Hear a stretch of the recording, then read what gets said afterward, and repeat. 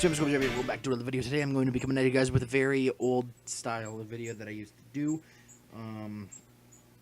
Basically what I did is when I did my vlogs constantly, I did this thing where I would take one topic and I would talk about it completely, and I would discuss it and talk about the goods and the bads and all that stuff, and then I'd leave to you guys in the comments to debate and talk about with me, and it was all good fun, you know. I enjoyed doing it. You guys seem to enjoy doing it, so I want to bring that back as an actual series. And by actual series, I mean I want to make it its own series. I don't want to make it part of my vlogs and whatnot that I haven't done in a while. Sorry about that, but yeah. That's all I have to say. Sorry about that. This series is going to be largely based off of me, like I said, taking a topic and debating it. It's not going to be a vlog because I don't have a backdrop at all, and the way my computer is positioned, it just doesn't look good. So I'm just going to be sticking with my normal, you know, like podcast style video and whatnot, where you don't see my face at all. And this is going to be part of that revamp I talked about in my latest update video of the channel. So,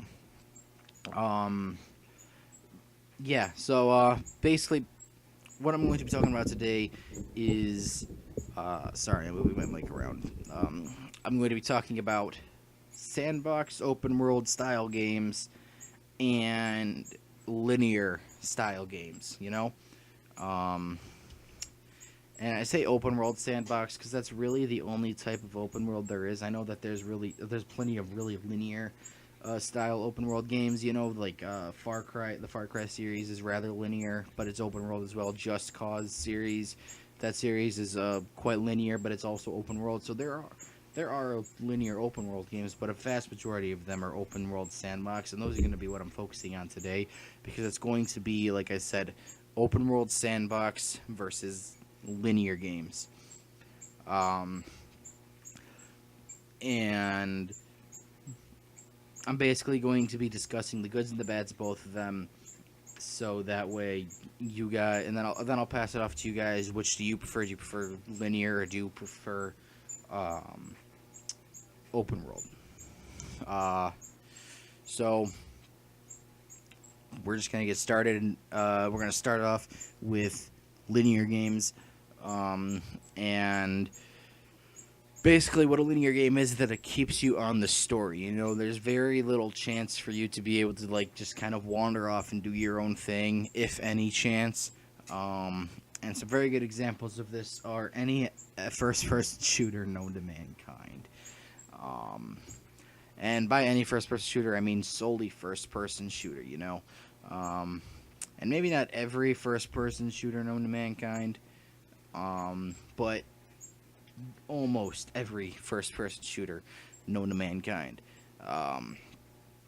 And very good, I mean very good examples about this are Call of Duty, Battlefield, those type of games, you know, where it's basically they throw you into a map and you have to go to the objective, and all you do is follow the storyline. There's really nothing else you can do besides follow the storyline.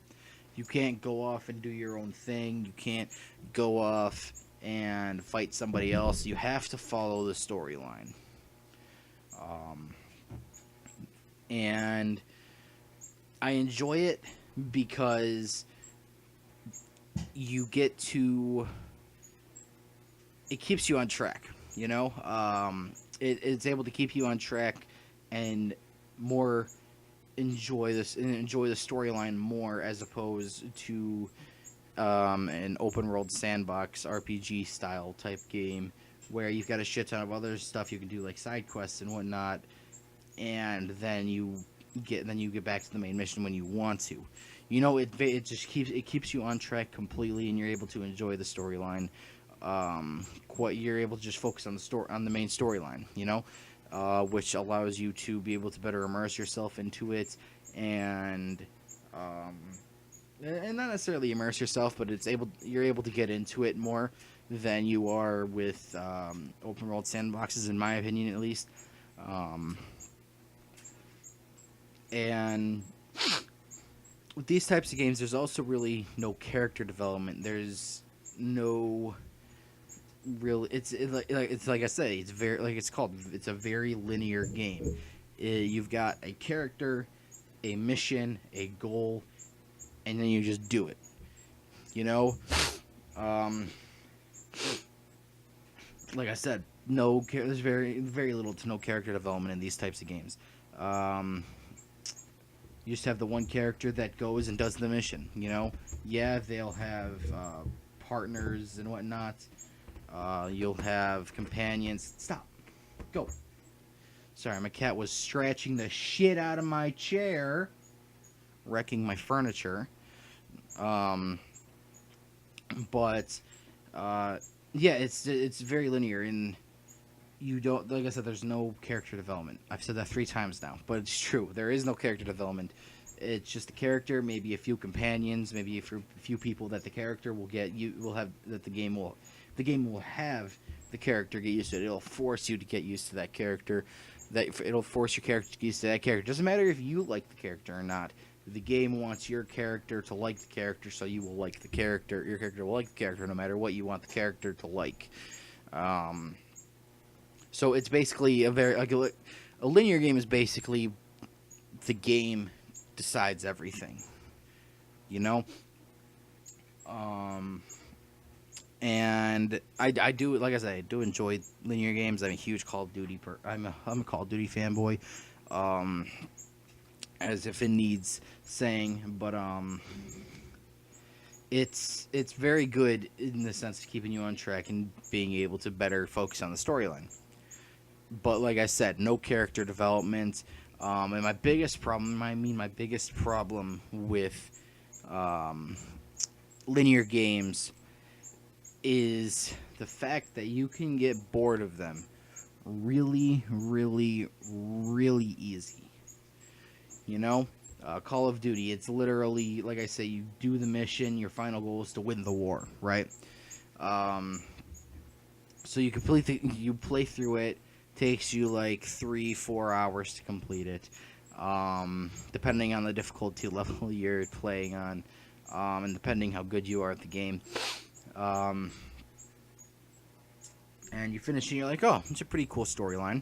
I'll play it again just because I like it so much. And then you play it again. You're like, cool. You take a break from it for a little bit, then you go back and play it, and then it's just the same storyline over and over again. Like, it'll eventually get to the point where you'll know exactly what's happening.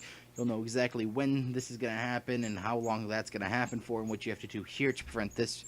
Not even to prevent this from happening, but you have to get there to prevent yourself from dying in this part of the game, and you'll know this character dies here, and that this character will take over this group there, and it's just like you don't have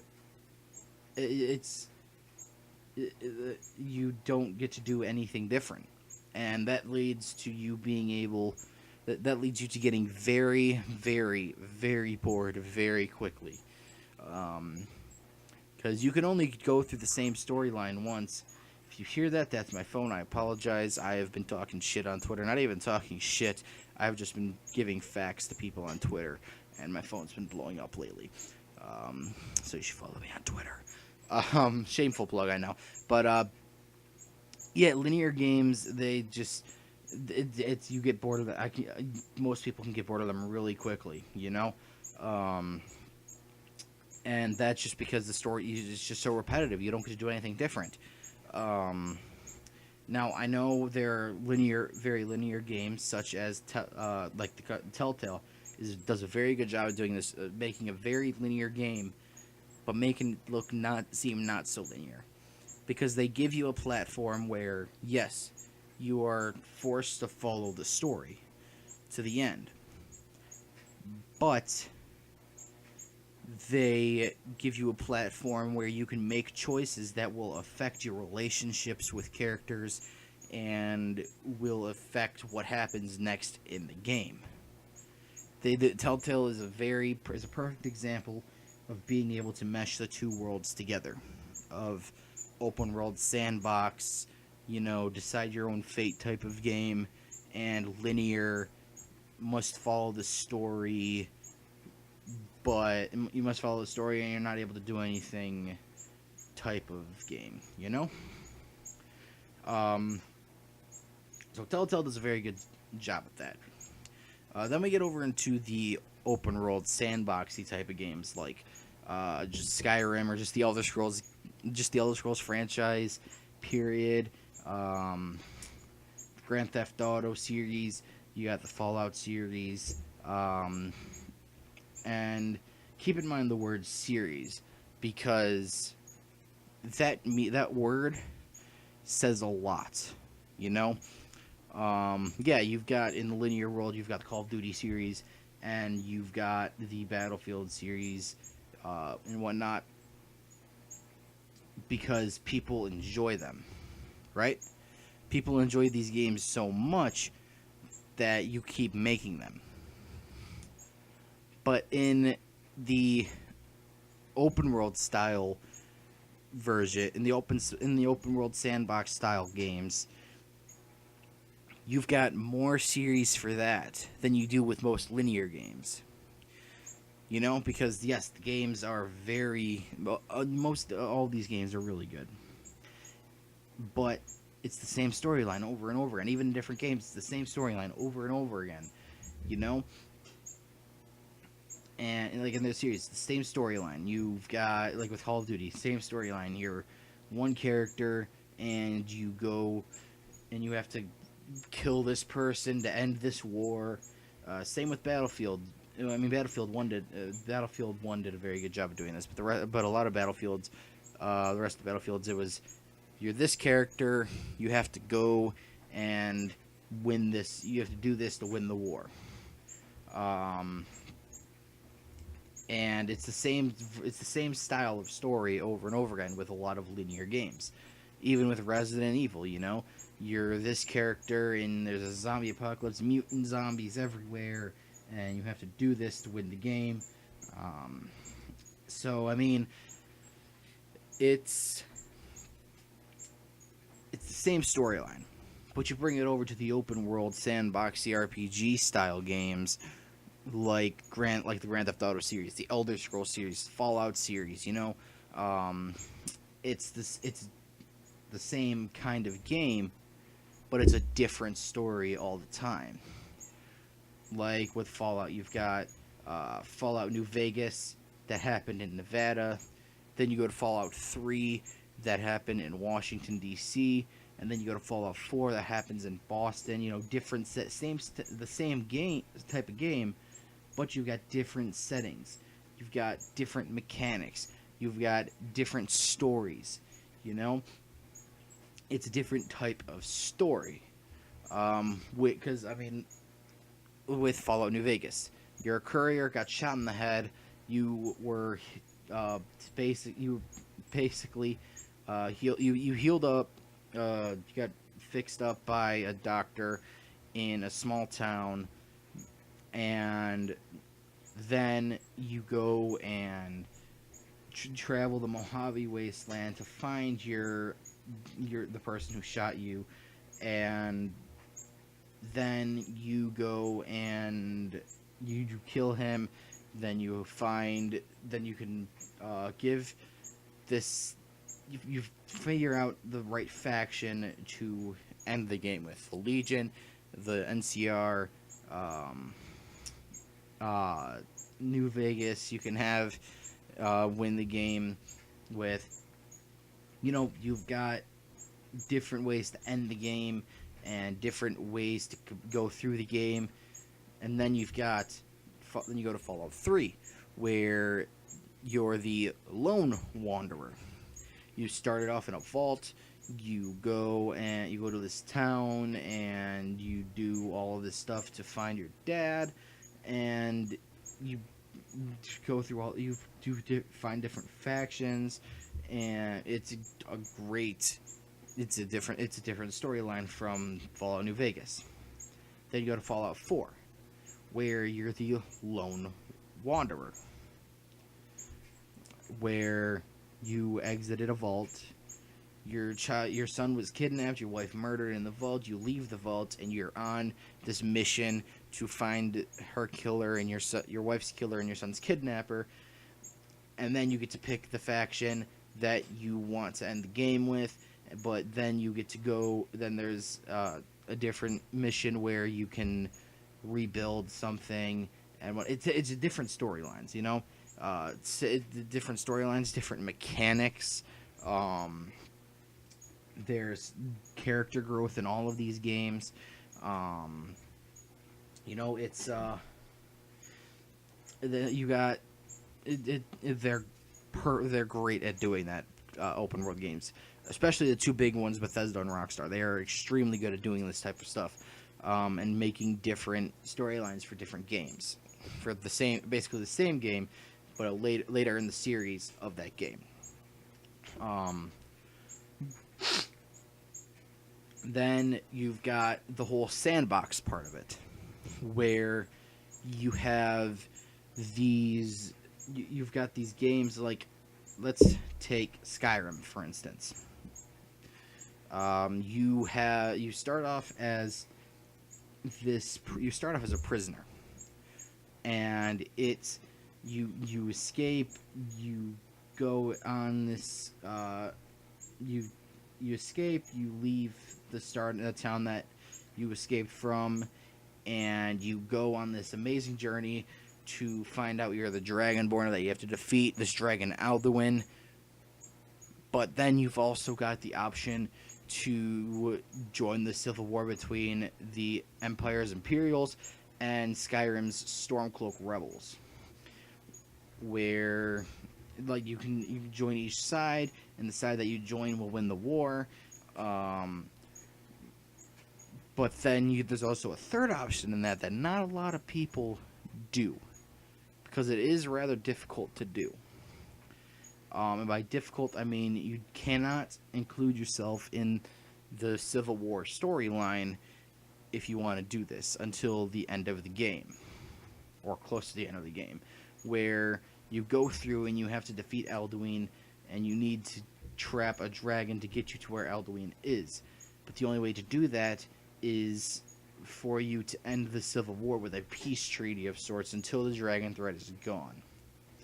So you gather the leaders of the Stormcloaks and the leaders of the Imperials in one area, and they create a peace treaty and negotiate and all that stuff, which is really cool. You do that, but then you've got all of these different guild quests. You got different guilds you can join. You got the Thieves Guild.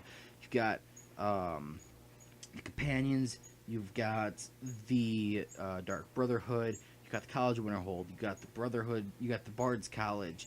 You've got you have DLCs. You've got the Dawn Guard with the Dawn Guard DLC. It's great. You got different factions that you can join, and you got their storylines. So you've got the main storyline, but then you can go off and do all these little small storylines and side quests. You can do bounties. You can just be a bounty hunter in the game for a while and collect bounties, by going up to most, if not every every innkeeper in the game, and they'll give you a bounty to go and hunt down somebody. And then you've just got all these things, and your sole focus eventually is not on the main storyline anymore, which is to defeat Alduin, the evil dragon who wants to end the world. Your focus is on, okay, I've got to get this, I've got to steal this item, and then go back, get my payment from Delvin, and then I will go and get this Daedric artifact, because this Daedra decided that I was worthy enough to use it, and then I'll go over to the companion, and then you've got the companions where you're like, okay, I gotta do this and that, and then okay, you want me to be a werewolf? Sure, I'll be a werewolf. And you got all of this stuff going on at once, that the main quest line becomes a memory. Not even a memory, it just goes out of your mind, like you forget it's happening, And that's what I like about that. That's why open world sandbox RPGs will always be my favorite type of game. There's not just one storyline to follow. There's not just one. It's not straightforward, You've got this quest line, Then you've got this other big quest line. Then you've got some smaller quest lines. You got some side missions you can do. You know, it's amazing. You know. Then you bring in stuff like the DLCs, like for Skyrim, you got stuff like the DLCs. You got the Dawnguard DLC where you can go and take on vampire. You go and take on a clan of vampires in a castle, you know, and defeat Lord Harkin, the evil vampire who wants to steal the sun or whatever it was. Then you've got the Dragonborn DLC where you have to go to Solstheim, part of Morrowind, and defeat Mirek, the first Dragonborn. You know, and then you've got the Hearthfire DLC, which is it's mainly for the role-playing style people. You know, the people who enjoy the role-playing aspect of open worlds, where you go and give save up enough money to build this house that you bought land that you can buy land for, and you can buy land from certain cities and whatnot. You buy the land, and you go and you build the house, this big manor, and you get to pick which three parts of the what three things, add-ons of the manor you want in the house. Do you want an armory with a library and an alchemy station, or do you want another bedroom with a kitchen and a watchtower? Like, you've got all of these different things you could pick from, you know? And then you go off and you build this amazing house, and you go off and you adopt 2 kids, and they move into the house, and you get married to somebody, then you get married to a girl, and then you get married, and they move into the house with you, and then you find a stray dog, and it moves in with you, and your child accepts it. And then your child is like playing outside and finds a little skeever, and you wants to keep it as a pet, and you say yes. And then you can hire you can get a steward, you can hire a bard to stay in your manor, and it's like you could do all of this stuff in this game. And then like I say, you completely forget about the main storyline. And I like that. Like, do I like the fact that I'll completely forget about the main storyline until I finally remember? Not really, because I like main storylines. You know, I like playing storylines. But do I mind it in the sense that forgetting about it gives me a chance to explore all of these different things that I can do, all these different places that I can see, all of these different factions I can join up with? No, I don't. It's amazing. And it's why I like playing games like Dungeons and Dragons, Skyrim, Fallout, any of the Fallouts really, Grand Theft Auto, hell, even a Red Dead Redemption, you know? Because it's not forcing me to follow this storyline. It's telling me that, yeah, you can follow the storyline, but you can also do all of this other stuff and follow all these other storylines, you know?